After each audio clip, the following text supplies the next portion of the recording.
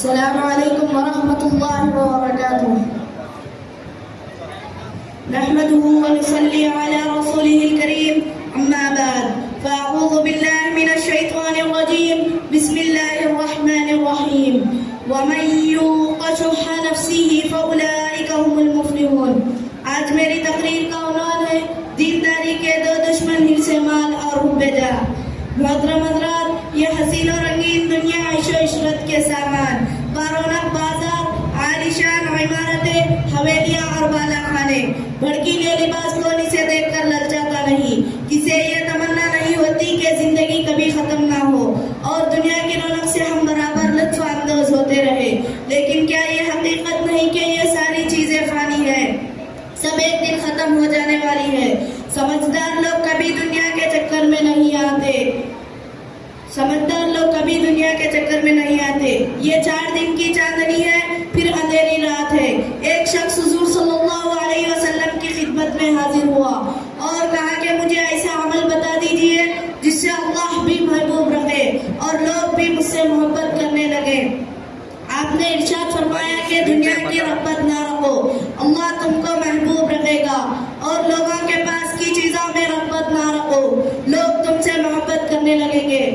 محترم حضرات، دنیا ملعون ہے اور دنیا کی ہر چیز ملعون ہے سوائے اللہ کے ذکر کے اور ان چیزوں کے جو ذکر اللہ سے متعلق ہو، یا پھر علم دین کا عالم یا علم دین کا طلبگار. آج ہم دولت کمانے میں ایک دوسرے سے مقابلہ کرتے ہیں، جائیدادیں بنانے، بلڈنگیں کھڑی کرنے، کھیت و باغات، کاروبار و تجارت میں مسابقت کرتے ہیں، راحتیں حاصل کرنے میں ایک دوسرے سے بازی لے جانا چاہتے ہیں. سنیے رسول اللہ صلی اللہ علیہ وسلم کیا ارشاد فرماتے ہیں.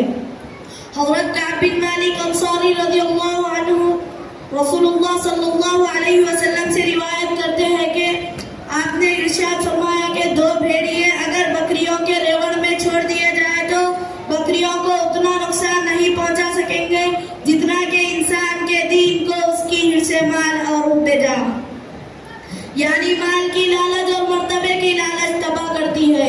مقصد یہ ہے کہ جس طرح بھیڑیوں کی درندگی سے شاید و باید کوئی بکری نجات پا سکتی ہے، اسی طرح مال کی لالچ اور مرتبے کی محبت کا بھیڑیا جب انسان کے دین پر حملہ آور ہوتا ہے تو بہت مشکل ہے کہ اس کی دینداری کا کوئی حصہ صحیح و سالم رہ جائے. اللہ اکبر! کس قدر سختی سے حضور صلی اللہ علیہ وسلم حرص مال اور حب جاہ سے ڈرا رہے ہیں. محترم حضرات، سچی بات یہ ہے کہ حرص مال میں اگر کوئی خرابی نہ ہو تب بھی یہی کیا مصیبت ہے کہ آدمی کی قیمتی اور پیاری عمر مال کے طلب میں ضائع ہو جائے، جبکہ وہ اسی زندگی میں آخرت کے بلند درجات بھی حاصل کر سکتا ہے.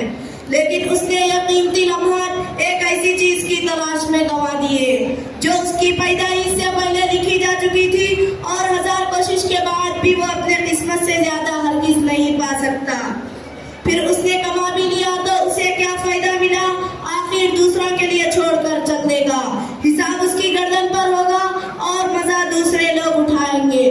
غور کیجئے، جس نے اس کی کمائی پر قبضہ کیا وہ اس کی تعریف شاید کبھی کرے. کسی نے اچھی بات کہی ہے کہ غربت یہ نہیں ہے کہ آدمی کے پاس مال نہ ہو، غربت یہ نہیں ہے کہ آدمی کے پاس مال نہ ہو، بڑی غربت یہ ہے کہ آدمی کے پاس دین کا سرمایہ نہ ہو. محترم حضرات، مرتبہ اور عہدے کی ہوس کی تباہ کاریاں حرص مال سے بھی بڑھ کر ہے. آدمی کے دل میں دنیا کی سربلندی اور لوگوں پر حکومت کرنے کی خواہش نہ ہونا حرص مال کے مقابلے میں زیادہ خطرناک ہے اور اس سے دامن بچانا مشکل بھی ہے. بسا اوقات آدمی جاہو مرتبے کے حصول کے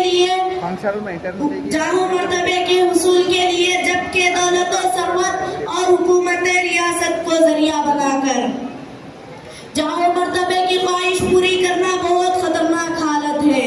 اس حالت میں عموماً آخرت سے آدمی محروم ہو جاتا ہے. اللہ کا ارشاد ہے کہ یہ دار آخرت ہم اسے ان لوگوں کے حصے میں لگا دیتے ہیں جو زمین میں برائی اور خرابی نہیں سمجھتے اور اچھا انجام متقیوں کے لیے ہے. مال و جاہ کی محبت آدمی کے دین کو تباہ کر دیتی ہے اور اس کا بہت کم حصہ چھوڑتی ہے. جاہ و مال کی محبت کی بنیاد دنیا کی محبت ہے، اور دنیا کی محبت کی جڑ خواہشات کی پیروی ہے۔ اللہ پاک ہم تمام کو حرص مال اور عقل جان سے بچنے کی توفیق عطا فرما، آمین یا رب العالمین۔ وآخر